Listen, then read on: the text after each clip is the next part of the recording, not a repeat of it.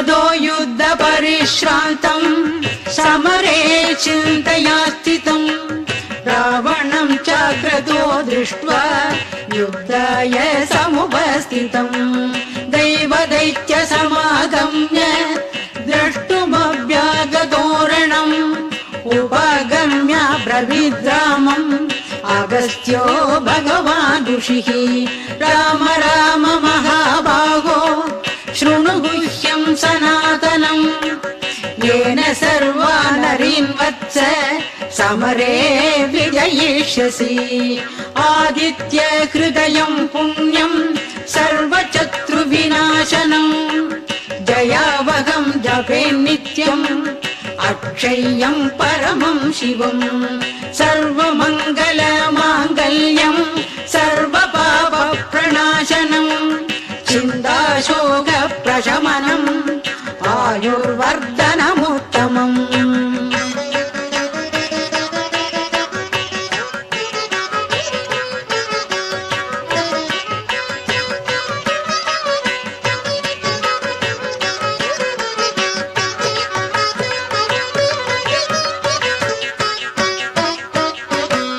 रश्मिमन्दम् समुद्यन्तम् देवासुर नमस्कृतम् पूजयस्व विवस्वन्दम् भास्करम् भुवनेश्वरम्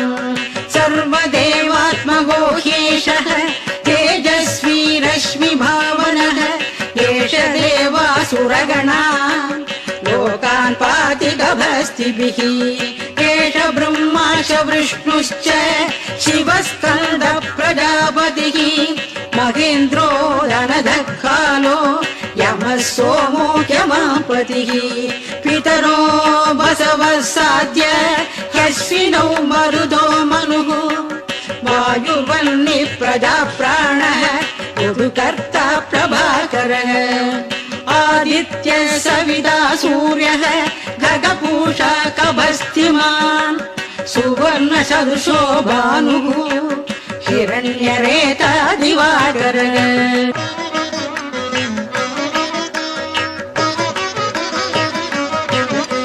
हरिदश्वः सहस्रार्ची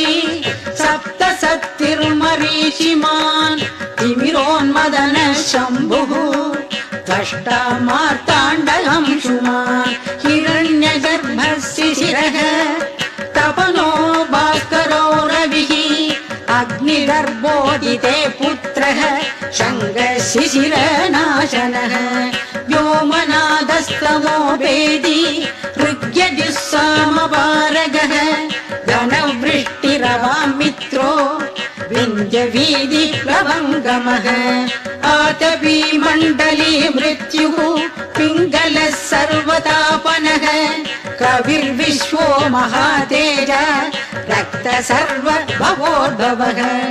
नक्षत्रग्रहताराणाम् अधिपो विश्वभावनः तेजसामपि तेजस्वी द्वादशात्मन् नमोऽस्तु ते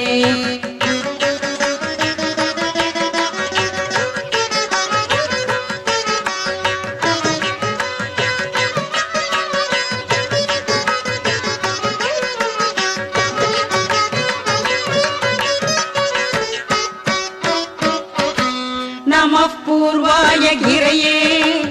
पश्चिमायाद्रये नमः ज्योतिर्गणानां पदये दिनाधिपतये नमः जयाय जयभद्राय हर्यश्वाय नमो नमः नमो नमः सहस्रांशो आदित्याय नमो नमः नमः उग्राय वीराय सारंगाय नमो नमः नमः पद्मप्रबोधाय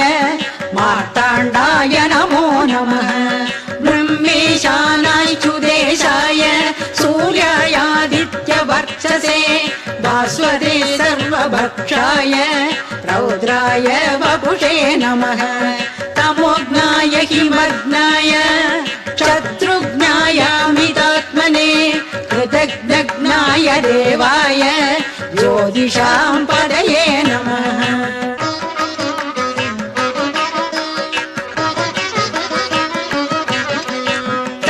सामीकराभाय वन्नये विश्वकर्मणे नमस्तोमभिनिघ्नाय ऋषये लोकसाक्षिणे नाशयद्येष वैभूतम् तदेव सृजति प्रभुः पायत्येष तपद्येष वर्षत्येष तपस्तिभिः येष सुप्तेषु जागर्ति भूतेषु परिनिष्ठितः येष एवाग्निहोत्रम् च फलम् शैवाग्निहोत्रिणाम् वेदाश्च घृतवश्चैव क्रतूनाम् फलमेव च यानि कृत्यानि लोकेषु सर्व एष रविः प्रभुः येन मावत्सु कृच्छ्रेषु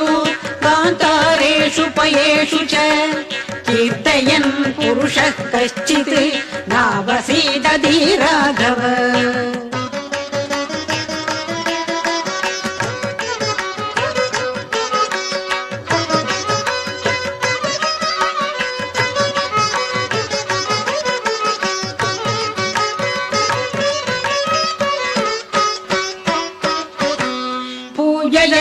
पूजयस्वैनमेकाग्रो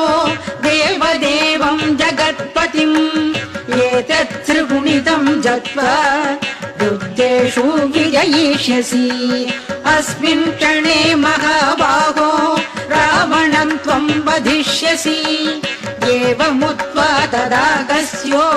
जगाम च यदा गतम् एतत् श्रुत्वा महातेज नष्टशोको भवत्तदा तारयामास सुप्रीतो राघव प्रयदात्मवान् आदित्यम् प्रेक्ष्य जप्त्वात् परम् हर्षमवाप्तवान् त्रिराशम्य शुशिर्भूत्वा धनुरादाय वीर्यवान् रावणम् प्रेक्ष्य हृष्टात्मा युद्धाय समुपागतम् सर्वयत्नेन महता वधे तस्य धृतोऽभवत् अदरविरवदन्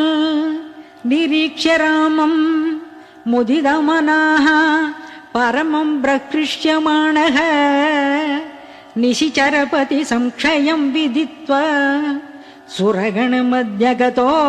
वजस्परेति बाणो भास्करमार्ताण्ड षण्डरश्मे दिवाकर आयुरारोग्यमैश्वर्यम् श्रियम् पुत्रांश देहि मे